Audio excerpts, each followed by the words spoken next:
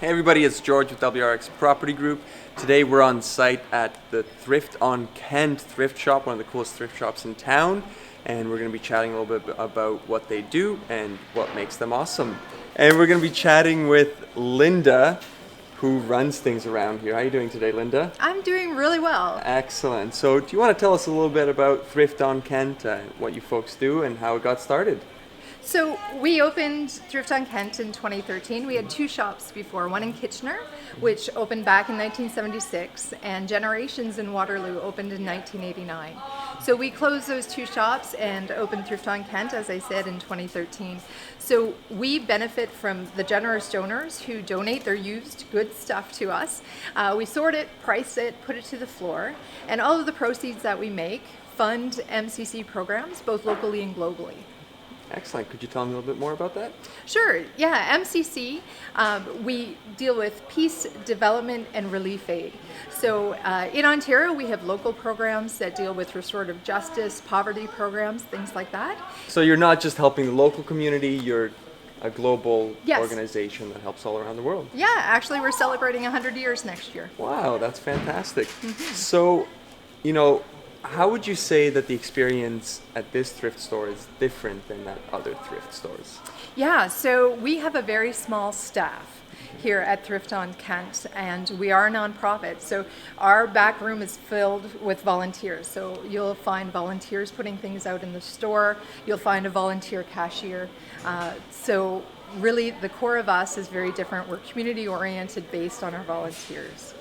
Excellent. And kind of walking through the store, I noticed that it doesn't really feel like you're at a thrift store. It feels more like a boutique that you're walking through, except everything's at a really good price. Yes, yeah. We were very lucky when this building was built. Our head offices for Mennonite Central Committee Ontario are upstairs.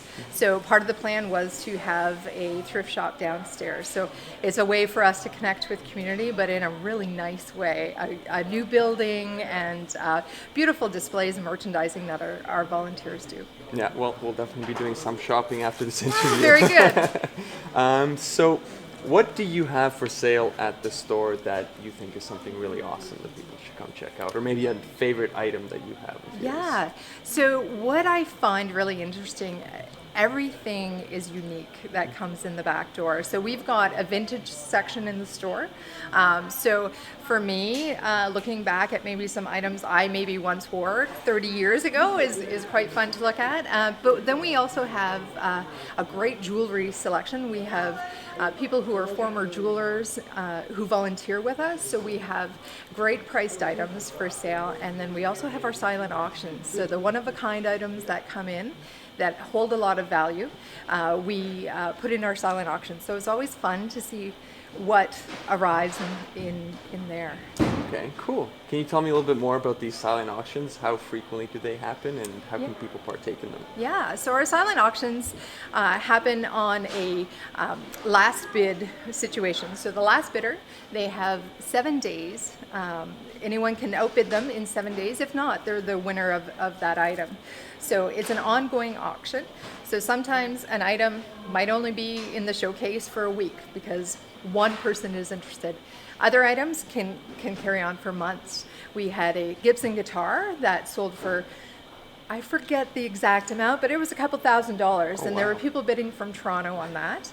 Our other location in New Hamburg actually received a Maud Lewis painting a couple of years ago, and that fetched close to $40,000 for us. Wow. So it's not just, cheaper items that you get. Sometimes you get some really good stuff in, eh? Yeah, not at all. Our donors come from all walks of life. So we get some very nice items passed to us. So we're really thankful for that.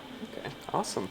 Now, you folks are located downtown Kitchener, in a developing part of Kitchener, Yes. right along the LRT line. Yes. You got a nice stop just up the street. So tell us about how you've seen the downtown core develop and how it's affected your business.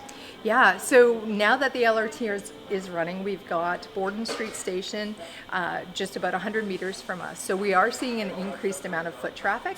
Prior to that, we had a lot of cars visiting us. So I would say new faces all the time in the shop, which is fantastic to see. People connecting with us either online or through word of mouth and coming to visit us for the first time. So we are seeing an increase with the LRT now up and running. It's great. Yeah, excellent. And as downtown has grown and developed, are you liking the direction that it's going in? Are there some things you'd like to change about it? Yeah, no, I think where we are in the downtown core, and with that comes some challenges. But as we are part of MCC, we try and assist the community locally as much as we can. Okay, excellent. And do you feel like people's shopping preferences have changed over time or stayed the same with the trends and... Yeah, so I think it has changed, and that change has come from particularly younger people, but the idea of care for creation. And what I mean by that is just sustainability and being conscious of the environment. So shopping secondhand, we're saving natural resources, we're repurposing things, we're reusing things, and we're investing in quality clothing a lot of the time. We also have fast fashion that ends up coming through our doors, but instead of, as I said, producing new items all the time, we're able to repurpose them and send them to a second home. Excellent. I'm very happy to hear that. So now we're going to do a fun little section of this interview. So what I have here is an iPad, and I'll show you some homes that have sold in the Kitchener area. Okay. You can look at the pictures, and then I'll give you 3 options, and you try and guess what price those homes have sold Oh boy, for. yes. Okay. The first property that we're looking at is located on Glasgow Street in Belmont Village. It's just over 1,100 square feet. 3 bedrooms, 1.5 bathrooms, finished basement, and no garage. Having looked at the pictures and seen the details, what do you think the sale price was? A, $423,000, B, $463,000, or C, $503,000? Oh my goodness. My first reaction was 423,000. Okay, that's your answer, A? Yes, A. Okay, unfortunately that is not correct. Oh no! The correct answer is C, 503,000. Oh my goodness. Shocking, right? It is shocking. Yeah, that's what my client said too. Okay, let's move on to the next one. So this one is located downtown Kitchener. Okay. Just a little bit left. There you go. Oh, okay. So it's a condo right beside City Hall. LRT stop right outside of the front door to take you to Thrift on Kent. Okay. 625 square feet, 1 bedroom, 1 bathroom. Do you think this unit sold for A, $315,000, B, $335,000, or C, $355,000? Okay, now I want to go high. I want to go 355,000. Okay. Unfortunately, the correct answer was $335,000. Oh my goodness. Okay, and one more here. You know I'm going for B for the next one.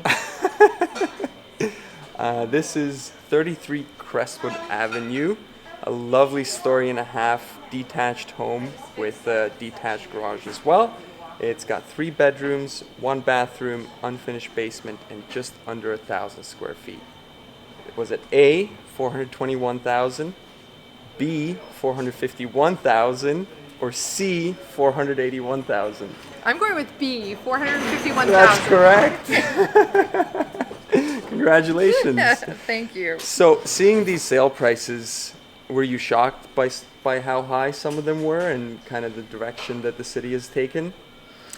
Not shocked because I live in the city, so Yeah. I understand, just how tight that housing market is. Yeah. Yeah, and it just brings up the next generation. How are they going to be able to afford a house in this area? Yeah, it's going to be difficult, so we need a lot of organizations and government programming to help with the down payments, to help make the burden easier, because I don't think that we can necessarily bring the prices down, Yes. but there needs to be programs that make it easier for people to enter the market, whether that's down payment assistance or making it easier to qualify for a mortgage or whatever it is. I'm not the guy in charge of that. Yes, no, but it's true. Very true. Exactly. And one more fun question for you. Okay. What would your dream house be, and where would you want it to be in Kitchener-Waterloo? Working for MCC, I think of community and the idea of having a huge kitchen an eat-in kitchen where we can have old friends and new friends join for food and fellowship and just enjoying each other's company. So I would say I would want a huge kitchen in a dream home, and I love the downtown core, so I would want it right downtown. Awesome. So huge kitchen, downtown core, probably a nice old century home with lots of charm and character. Yes. Yeah. Do you have that? Yeah, there's some available. We should talk. Yeah. Excellent. Well, thanks so much for answering all these questions and informing us about the awesome things you do here at Thrift on Kent. Is there any final message you want to send to our audience before we wrap this up? Final message would just be come and shop. Find the treasure. The joy is the hunt in this shop. So I invite you to come in and start hunting with us. Okay, awesome. Thanks so much. Thank you.